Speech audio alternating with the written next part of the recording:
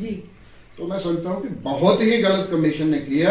अगर किसी सियासी लीडर ने जो करवाया अपने इंटरेस्ट के लिए, अपना वोट बैंक बनाने के लिए, तो मैं समझता हूँ कि वो लीडर भी बड़ा गलत फहमी में। ये सोची समझी साजिश हो सकती है ये। राबिया जी, जिस तरीके से ये बनाया गया, कमीशन को मैप देखना था और कहाँ से लड़ेंगे? खोड़ से लड़ेंगे या अखनूर से लड़ेंगे या दोनों सीट से लड़ेंगे?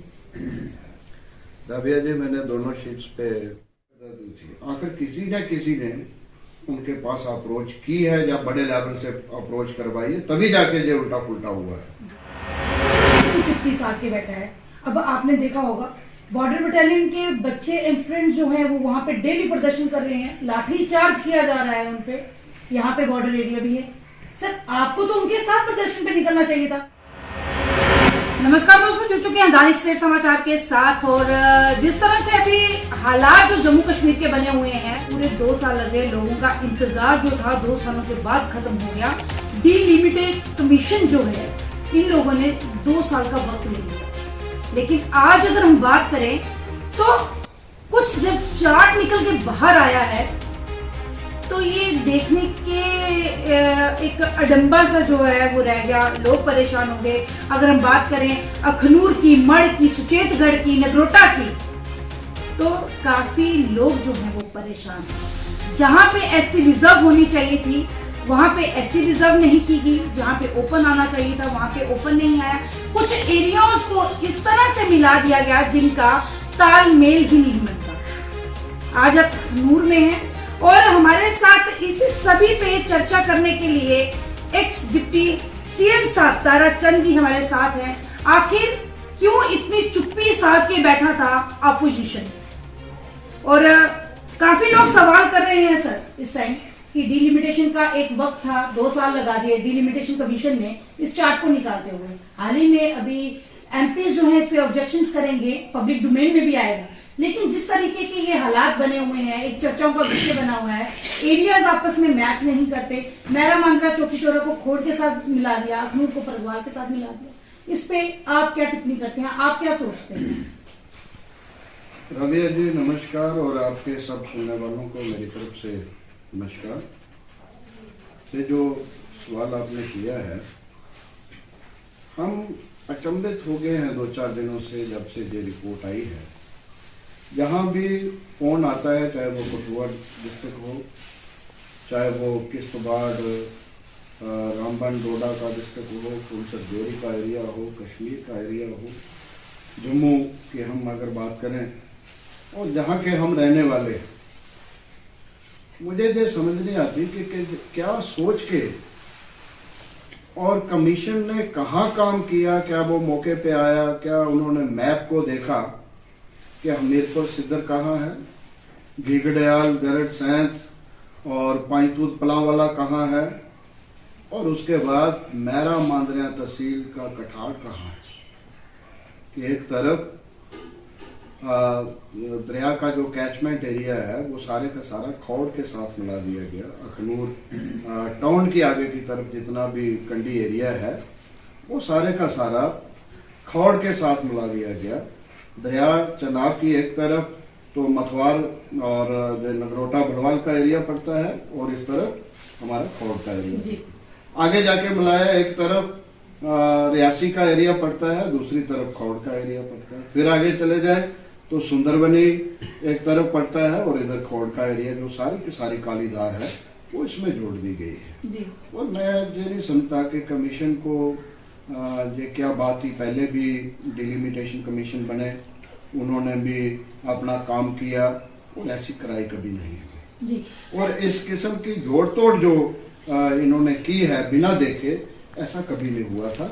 96 में जब कमीशन ने रिपोर्ट दी थी, उन्होंने सब लोगों को सुना था और जरूरत पड़ने पर उन्होंने मौके पे भी जाके देखा था, फिर जाके उन्होंने अपनी रिपोर्ट जो थी वो सबमिट की। सर क्या लगता है इस बार सर्वे नहीं किया होगा? इस बार देख नहीं, क्योंकि 2 समय का समय एक टाइम था, 2 समय का टाइम ले लिया डिलिमिटेड करने के लिए कमीशन ने इसको। देखिए, हम तो इसलिए खामोश थे कि बहुत बड़ा एरिया है जम्मू का, कश्मीर का, हिली टेरन है, शायद ये कमीशन खुद जाके वेरीफाई कर रहा होगा, देख रहा होगा। हम अगर बोलेंगे तो इसको जल्दबाजी में काम करते वक्त कोई गलती ना हो जाए, लेकिन आज हम इस नतीजे पे पहुंचे हैं कि कमीशन कहीं गया ही नहीं। उसने मौके पे जाके कहीं एरिया को देखा ही नहीं। अगर मैप पे भी ये अच्छे तरीके से बंद कमरे में ही सही जो रिपोर्ट तैयार की, वहां भी अगर मैप पे जो अच्छे तरीके से देखते तो वहां भी इनको एरियाज का पता चल जाता है। जहाँ तक हमारा छंब और अखनूर का ताल्लुक है, एक तो छंब हमारा 71 में चला गया था पाकिस्तान के साथ, और उसका ज्यादातर एरिया जो था वो इंडिया के साथ रहा था। और एक तरफ हम बात करते हैं कि हमने पीओके का एरिया वापस लेना है, हमने छंब को वापस लाना है, तो वही एक कारण था। इतनी दफा कमीशन बने तो उन्होंने हमारी कंस्टिट्यूंसी का नाम जो है वो छंब के ही नाम से रखा था, क्योंकि ज्यादा छंब का जो एरिया है वो इंडिया के साथ लगता है और इस कंस्टिट्यूंसी में पड़ता है। आज इनको अगर चेंज उसमें थोड़ा लाने की जरूरत थी तो छंब ओब्लिक खोड़ कर देते जी। कम से कम छंब का नाम तो लाइव रहता जिस मकसद से रखा गया था। फिर परगवाल का जो एरिया है, आप समझते हैं कि हमीर पर सिद्दर और सैंत के सामने हमीर पर कोना पड़ता है, वहां से लेके नरसिंहपुरा तक का एरिया है।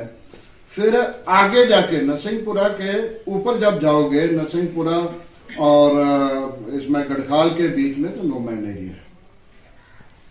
उसके बाद अखनूर का गढ़खाल शुरू होता है, इधर जोड़ियां से अखनूर शुरू होता है। तो परगवाल की कोई तुक नहीं बनती थी कि उसको अखनूर के साथ जोड़ा जाए। उनको पहले जाना पड़ेगा सुबह नंबर 1, वहां गाड़ी बदलनी पड़ेगी, फिर उनको जाना पड़ेगा अखनूर ओवरऑल में। और उसके बाद जब जो 2 तहसीलों की हम बात कर रहे हैं, वो पातपलंग और पूरी पेरीफेरी में वो फैली हुई तहसीलें हैं।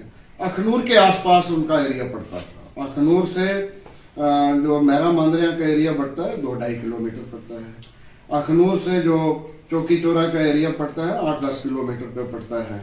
अब वहां से अखनूर से अगर जौड़ियां आना है तो 25 किलोमीटर पड़ता है। जौड़ियां से खावड़ का जो चकमलाल पटवार का एरिया है वो 0 किलोमीटर पे, जहां पुलिस का नाका है, पुलिस के नाके के उस तरफ जौड़ियां हैं, पुलिस के नाके के इस तरफ जो आर्मी का ब्रिगेड है वो चकमलाल की जमीन है।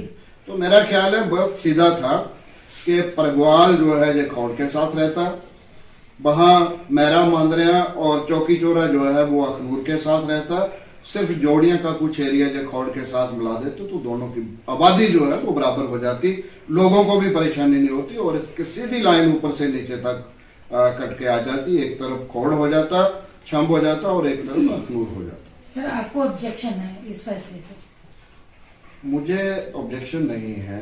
मेरे जो खौड़ के, अखनूर के हमारे बुजुर्ग हैं, साथी हैं, माता बहनें हैं जो लाखों की तादाद में जहाँ रहते हैं, उन सबको इससे तकलीफ हुई है और उनकी तकलीफ में हम भी शामिल हैं। उसी चीज का हमें ऑब्जेक्शन है कि हमारे लोगों को तकलीफ नहीं होनी चाहिए। जी सर, मतलब कि अगर अखनूर की लोगों की बात करें, अखनूर तहसील में लोग सुबह आते हैं और शाम को जाते हैं। अब चौकी चौरा और मेरा मांदरिया से कब लोग आएंगे और यहाँ पे खोर में आके तहसील में काम करवाएंगे, फिर दूसरे दिन जाना पड़ेगा। तो इन लोगों के लिए आप क्या कहेंगे कि देखो, तहसील चाहे मेरा मांदरिया रहे, लेकिन जब कंस्टिट्यूंसी बनती है, नुमाइंदे बनते हैं, आया दिन मीटिंग्स होती हैं, लीडर ने 50 किस्म के मशवरे करने होते हैं।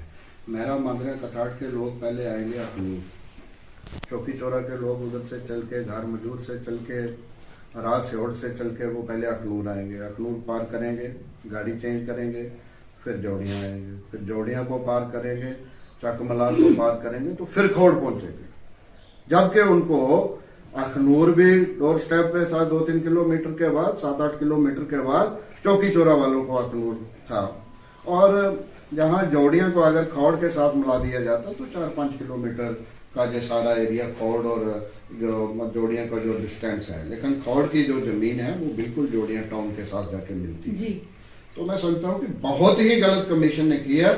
अगर किसी सियासी लीडर ने जो करवाया अपने इंटरेस्ट के लिए, अपना वोट बैंक बनाने के लिए, तो मैं समझता हूँ कि वो लीडर भी बड़ा गलत फहमी में है। जो गुस्सा इस वक्त लोगों के अंदर है, उस लीडर को जो गुस्सा लोगों का उल्टा पड़ेगा। क्या लगता है सर, ये सोची समझी साजिश हो सकती है ये? राबिया जी, जिस तरीके से ये बनाया गया, कमीशन को मैप देखना था और लाइन खींचनी थी, उनके पास सारा रिकॉर्ड था। वो वाला एरिया जहां जोड़ना, परगवाल का एरिया वहां जोड़ना, कमीशन को इसकी क्या सरदर्दी थी? आखिर किसी ने उनके पास अप्रोच की है या बड़े लेवल से अप्रोच करवाई है, तभी जाके ये उल्टा पुल्टा हुआ है। जी सर, इतना कुछ हो रहा है, लोग जनता जानना चाहते हैं, जो व्यूवर्स हमारे देख रहे हैं इस टाइम, लोग जनता जानना चाहते हैं कि ऑपोजिशन क्यों चुप्पी साध के बैठा है। अब आपने देखा होगा बॉर्डर बटालियन के बच्चे एस्पिरेंट्स जो हैं वो वहां पे डेली प्रदर्शन कर रहे हैं, लाठी चार्ज किया जा रहा है उनपे, यहाँ पे बॉर्डर एरिया भी है। सर, आपको तो उनके साथ प्रदर्शन पे निकलना चाहिए था, हेजिटेशन पे बैठना चाहिए था, आप क्यों चुप्पी साध के बैठे हैं अभी तक? इन पे क्यों नहीं आपने आवाज उठाई? देखिए राबिया जी, हमें बहुत दुख है, काफी देर से जब से हमारी सरकार गई है कोई रिक्रूटमेंट यहाँ नहीं हुई है, चाहे वो बॉर्डर बटालियन की हो, चाहे वो दूसरे सिविल डिपार्टमेंट की हो। इवन जो BSF CISF के जो जवान थे उनका भी इंटरव्यू वो भी मैं देखता हूँ कभी कभी मीडिया में, वो भी बेचारे सड़कों पे निकले हुए हैं, हमारे बच्चे हैं, हमें उनका दुख है। हम उनकी सपोर्ट में जब भी ज़रूरत होती है अपनी स्टेटमेंट हम जरूर देते हैं मीडिया के जरिए। पूरी सपोर्ट उनकी हम मीडिया में, फेसबुक में और चैनलों के माध्यम से, अखबारों के माध्यम से हम उनकी सपोर्ट करते हैं। ये सरकार जो इस वक्त मुल्क में चल रही है, जो स्टेट में चल रही है, आप इसका एटीट्यूड देख रहे हैं। जिस दिन हम जाके उनके साथ बैठेंगे वो बिल्कुल ही उनको इग्नोर कर देंगे, ये तो कांग्रेस वाले प्रदर्शन करवा रहे हैं। इस वक्त ये है कि ये बच्चे जो दुखी हैं, इनका कॉमन मसला है, ये अपने मसले को लेकर प्रोटेस्ट पे निकले हुए हैं, बाहर से हम भी सपोर्ट कर रहे हैं। सर, क्या लगता है कितना सही था इन पे लाठीचार्ज करवाना? बच्चे हम सब के बच्चे हैं, हमारे अपने बच्चे हैं, हमारी रियासत के बच्चे हैं। लाठीचार्ज नहीं करना चाहिए था, बहुत निंदनीय है। मैंने पहले भी अपनी स्टेटमेंट में इसकी निंदा की है, मैं आज भी निंदा करता हूँ और आइंदा भी मैं कहूँगा कि इसका हल निकालना चाहिए।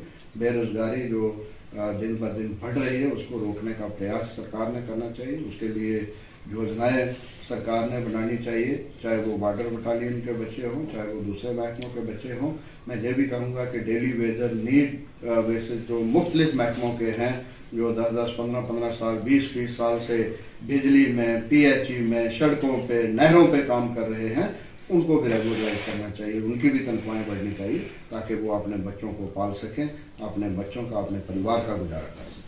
सर, इस टाइम तो जिस तरह से डिलिमिटेशन चार्ट जिस दिन से आया हुआ है, मौसम में बड़ी करवट बदली हुई है और कहीं ना कहीं हर जगह, हर कोने पे, हर गली पे, हर नुक्कड़ पे सिर्फ एक ही चर्चाओं पे ये बैठा हुआ है कि आखिर ताराचंद जी कहाँ से लड़ेंगे, खोड़ से लड़ेंगे या अखनूर से लड़ेंगे या दोनों सीट से लड़ेंगे?